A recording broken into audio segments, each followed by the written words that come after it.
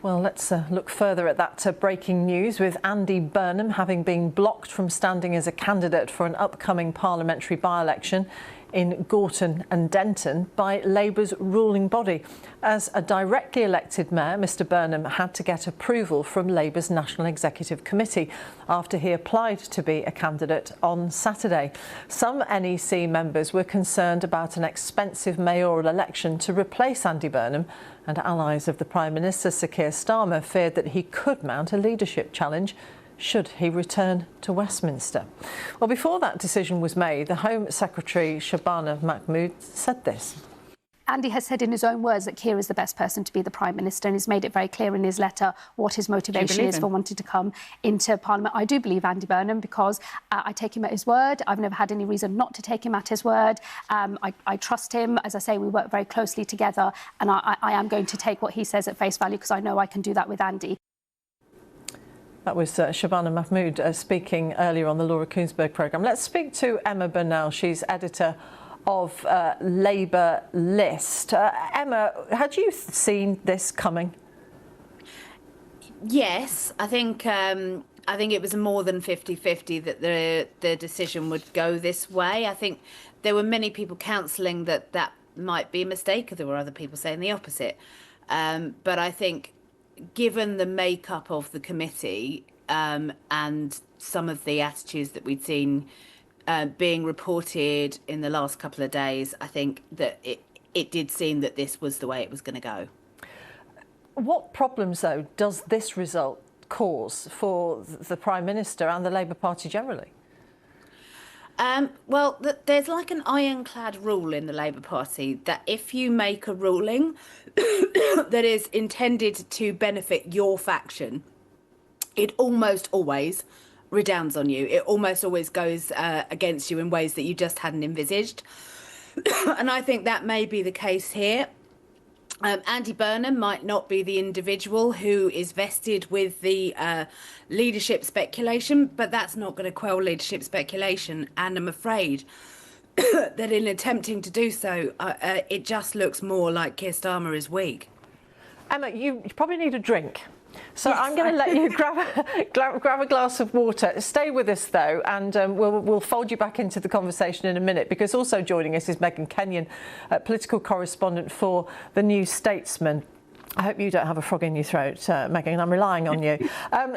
Tell us what you think of this decision that they've made to block Andy Burnham from taking part in this by-election.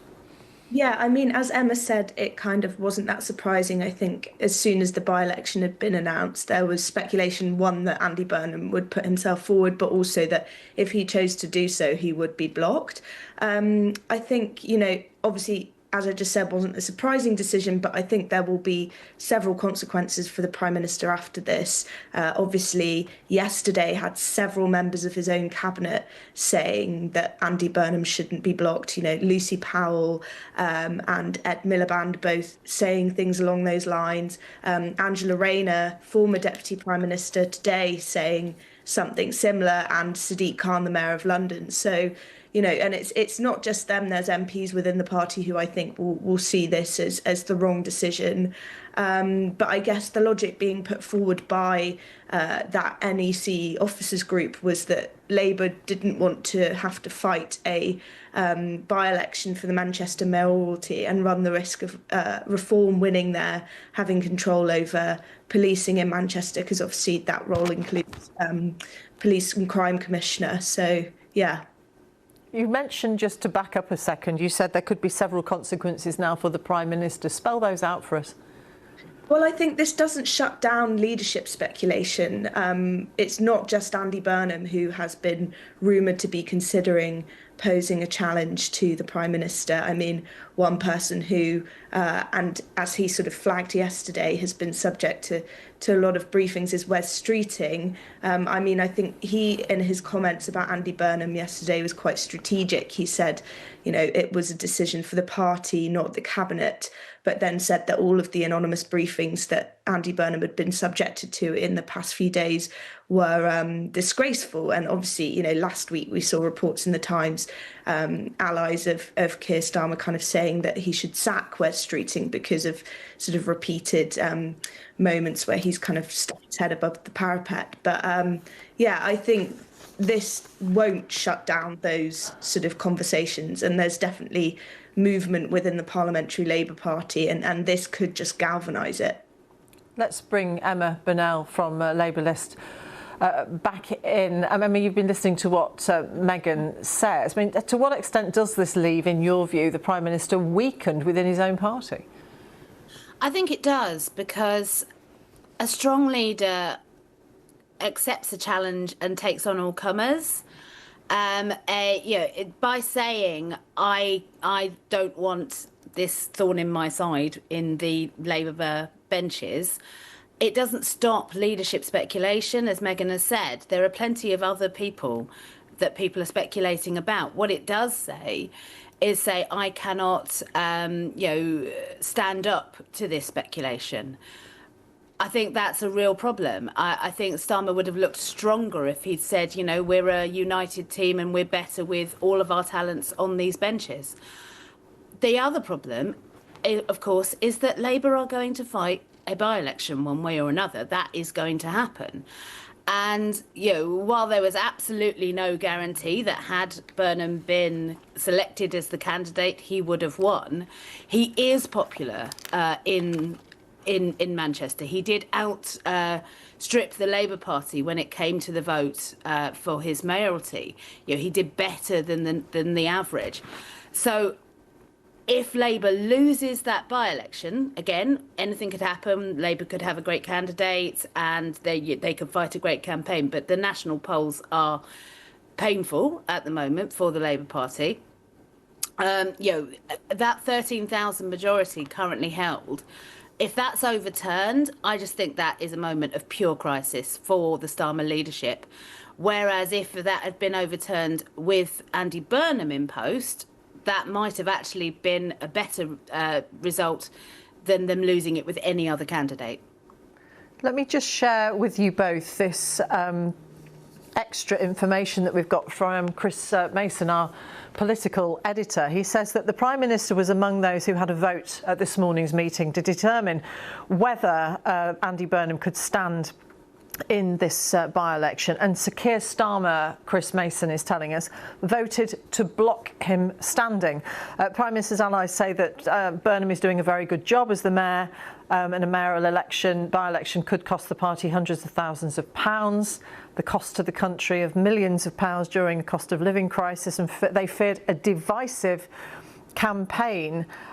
Those who blocked Andy Burnham intend to make it public that during a period of geopolitics dominating the headlines and deep concerns about the cost of living crisis at home, there'd be no appetite for the country to return to political psychodramas of the Tory years. That's the explanation, Megan, that is being given.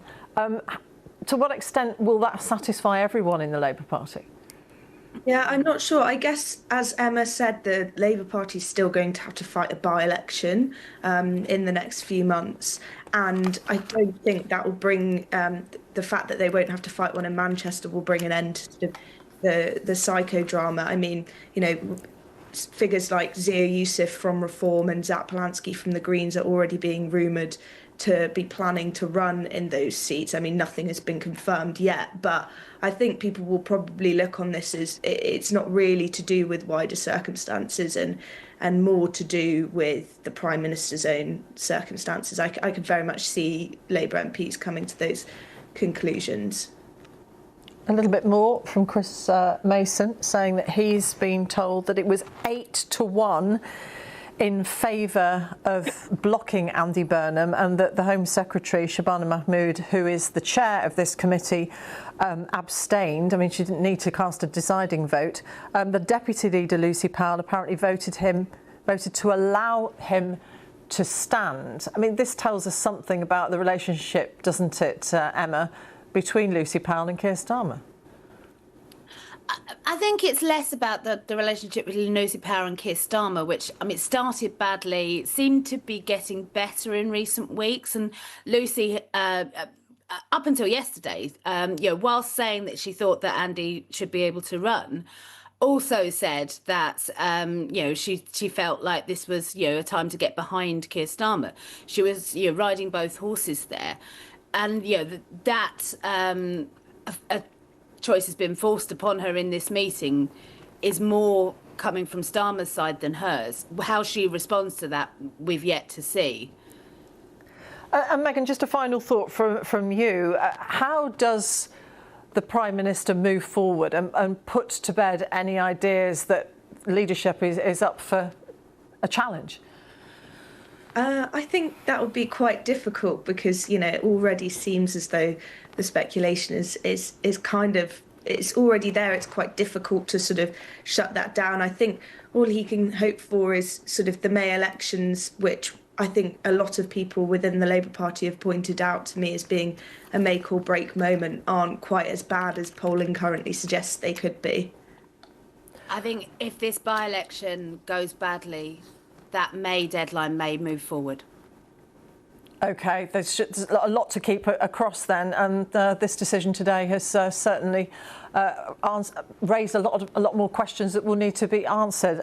Megan Kenyon, political correspondent for the New Statesman, and Emma Burnell from Labour List. Thank you both for being here.